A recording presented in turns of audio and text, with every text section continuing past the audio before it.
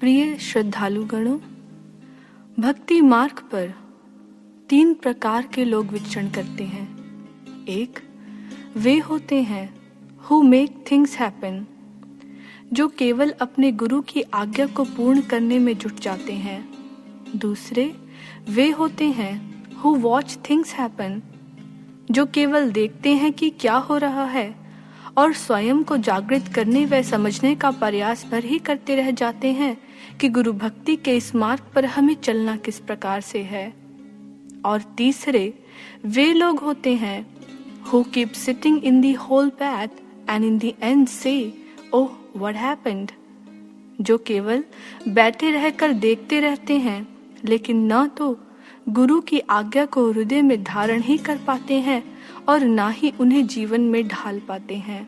But undoubtedly, my dear apostles, history salutes them with pride who become the part of such great devotion and contribute to their maximum in the spiritual renaissance of the world. लेकिन समय उन्हीं को सलाम करता है जो बिना किंतु परंतु किए स्वयं को इस भक्ति मार्ग पर पूर्ण रूप से अर्पित कर देते हैं।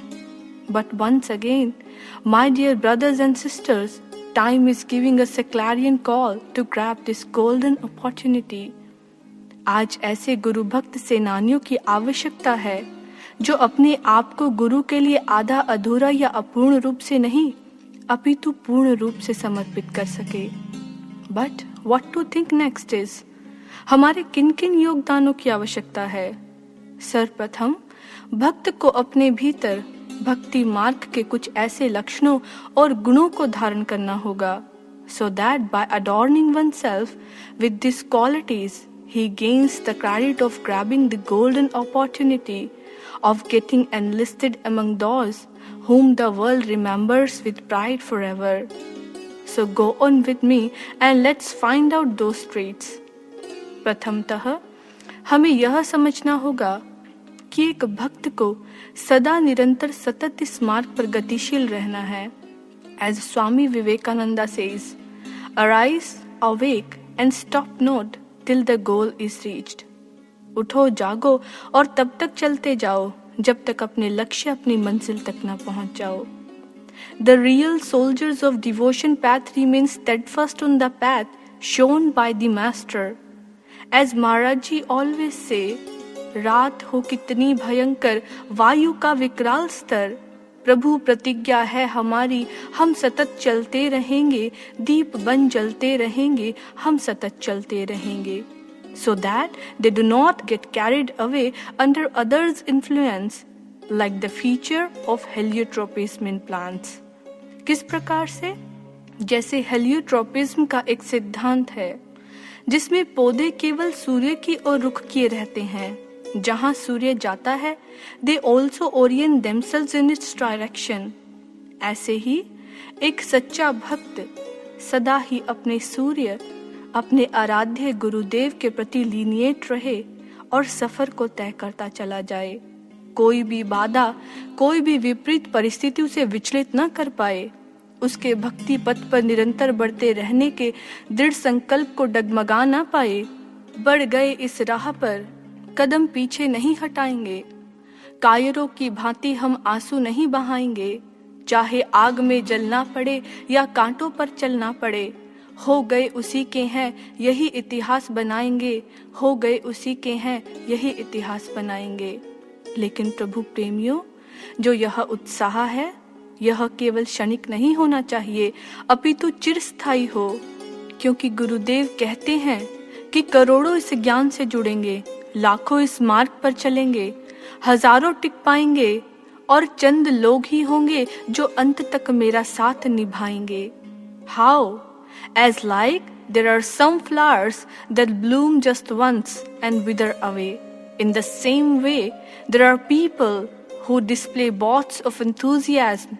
Their enthusiasm blooms but soon withers away. But the real soldiers of the spiritual revolution are those who keep their enthusiasm alive till the end. द्वितीय स्तर पर जो हमारा मुख्य योगदान होना चाहिए वह है सिंसियरिटी इन सर्विस। लेकिन किस प्रकार से? अभिप्राय यह है कि एक भक्त भीतर हो या बाहर अपने कार्य व्यवहार में सिंसियर और ऑनेस्ट रहे। उसे पता होना चाहिए, भले ही कोई उसके कार्य को देख रहा हो या नहीं, लेकिन उसके गुरुदेव अपनी पैनी दृष्टि से सदैव उस पर अपनी नजरें गड़ाए बैठे हैं। उसका आचरण आर्टिफिशियल या ऑर्नामेंटल ना हो, अपितु एक सच्चा भक्त तो वही होता है जिसकी जैसी कथनी है वैसी करनी भी है।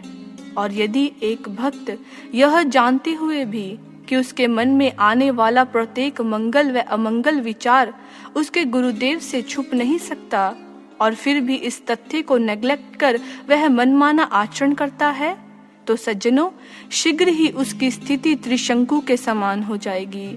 त्रिशंकु का अर्थ है दुविधा में दोनों गए, माया मिली ना राम। वह ना तो इधर का रहेगा और ना ही उधर का। और भक्तजनों, ऐसा जीवन तो निरर्थक है। यदि जीवन मिला है और गुरु ने अवसर भी दिया है, तो इसमें गहरे उतर जाएं, क्योंकि जो गहरा उतरता है वही वास्तविक आनंद की कुंजी को प्राप्त कर पाता है और स्थित प्रज्ञ कहलाता है। तीसरा, हमें तृतीय स्तर पर क्या सहयोग देना चाहिए?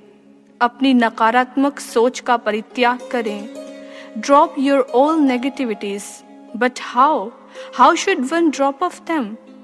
क्योंकि प्रत्येक तो इच्छित है कि वह सकारात्मक हो, हृदय में संशय नहीं श्रद्धा हो, कुविचार नहीं सुविचार हो, हृदय में रावण का नहीं राम का साम्राज्य हो, शैतान नहीं भगवान हो। लेकिन पुनः पुनः प्रयास करने पर भी यदि मन पर शैतान हावी होता है, तो समझ लीजिए कि बुराई सामने खड़े रहने वाले व्यक्ति में नहीं, सामने वातावरण में नहीं, अपितु हमारे ही भीतर है, हमारी ही दृष्टि और हमारे ही मन में है। ना विजय पाई स्वयं के विकारों पर और उल्हाने देते फिरते हैं सारों पर। खोट नजरों की अंजुमन में है और कहते हैं कि पाप दूसरों के मन में है। रहमत से प्रभु की है हम जी रहे, फिर भी अभिमान का नशा है पी रहे। जानते हैं क्यों? क्योंकि दोष हम में ही तो है। हम अपनी प्रत्येक नकारात्मक सोच व संशय का परित्याग कर सकते हैं, इसलिए साधना की आवश्यकता है। My dear congregations, in the end, I can only say you owe a great path of true devotion. So march ahead. My all heartily wishes is always with you. Good luck. Thank you.